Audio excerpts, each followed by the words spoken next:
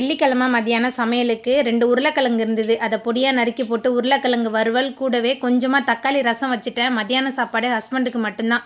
காலையில் உள்ள பீட்ரூட் புலாவே இருக்குது எனக்கு சாப்பிட்றதுக்கு. பிள்ளைங்களுக்கு கொடுத்தது போக மீதி அதை வச்சு நான் சாப்பிட்டுக்குவேன். அவங்களுக்கு இந்த புலாவெலாம் செட் ஆகாது. அதனால் கொஞ்சமாக மட்டும் அவங்களுக்கு சமைச்சாச்சு.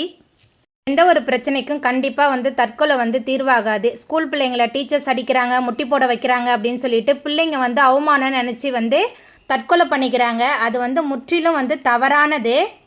பூவோடு சேர்ந்த நாரும் மணக்கும். டீச்சர்ஸ் சொல்கிறத நம்ம கேட்கலன்னா கண்டிப்பாக நம்மளோட வாழ்க்கை தவறான பாதையில் தான் போகும். டீச்சர்ஸ் எப்போ பெரம்பை எடுக்கக்கூடாதுன்னு சொல்லிட்டு ஒரு சட்டம் வந்ததோ அன்னைக்கே பிள்ளைங்க எல்லாரும் வீணாக போயிட்டாங்க அப்படின்னு தான் சொல்லலாம்.